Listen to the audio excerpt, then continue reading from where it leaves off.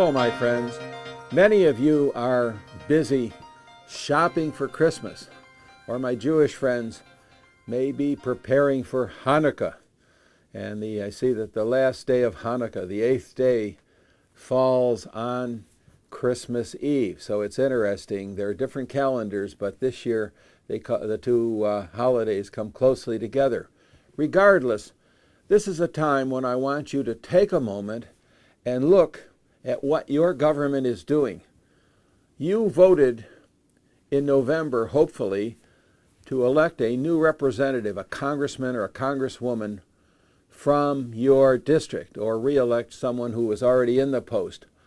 I want you to check your memory. Who is your congressman? What is the name of your congressman or congresswoman? Many Americans don't even know who represents them in the People's House, in the U.S. House of Representatives. And who are your two senators from your state?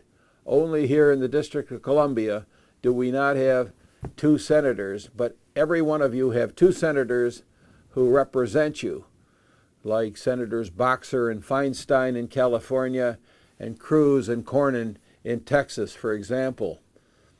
Or our good friend Jim Inhofe from Oklahoma, and another friend, newly elected, Senator Langford, who has been a congressman. So you need to know who they are. You need to know the players, and you need to be in touch with them.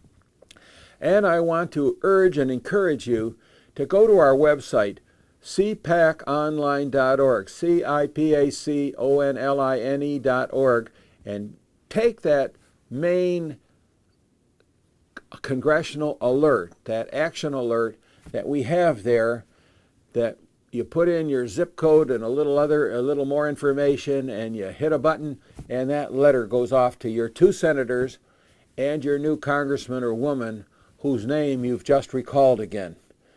But you don't need to know anything. You just put your zip code in and you can take that action. Why do you want to take that action? Because no one else is going to do it. Because no one else except me is asking you to take that action. And what is that action? It's a three-part action.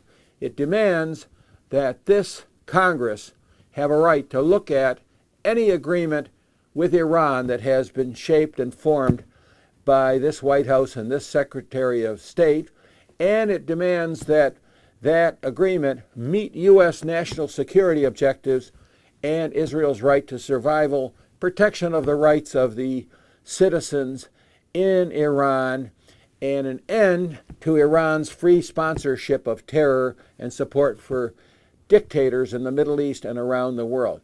That's a tall order to start with. But in addition, we call for the Congress to cut out the funding to the Hamas, Fatah, Unity Palestinian Authority, which that is already illegal, but that doesn't bother the State Department. They still want to spend that money. We want the Congress to say it's the end of that, and also the end of funding to the Human Rights Council, which can only think of bashing Israel and not supporting real human rights around the world. And third, that we cut out the funding for UNRWA, the UN Relief and Works Agency, that is sponsoring and encouraging and enabling the education of young Palestinian Arab boys and girls to hate and terrorize and make war against Israel. All that's part of the second feature, that we want to cut out the funding to terrorists and their enablers and encouragers. And last, before this Congress provides the new authorization that President Obama wants to bomb ISIS in Syria and Iraq and do some other things, it's time, as I've said for almost 4 years, it's time we have a real Middle East policy that the Congress has approved. Let President Obama and Secretary Kerry send a proposed policy up to Capitol Hill, really a strategy as to what we're doing with respect to the Middle East, and specifically these war actions in Iraq and Syria and in 4 other countries. Did you know that we're at war in at least 6 countries in the Middle East? No one has told you that, because they're not declared wars, as should be done under the Constitution, And Congress, many in Congress don't even know that's happening.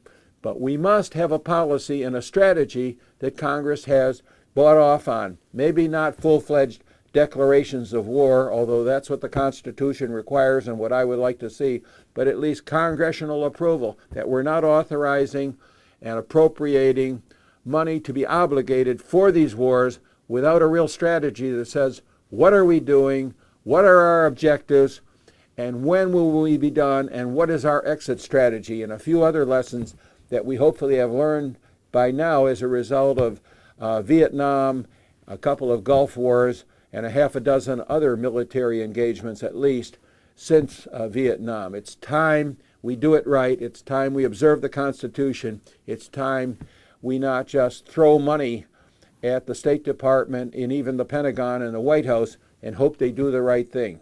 So these are tough words, but go to our website, cpaconline.org, send your alerts, and join or renew your membership in CPAC, or give a tax-deductible end-of-year contribution to Merkel, which is greatly needed now as people are going to the stores, they're doing their Christmas shopping, or they're preparing for Hanukkah. But remember us, because we must keep this strong message going to Capitol Hill, to the Congress, which no one else is doing. Thank you very much. God bless you, and we'll talk again next week.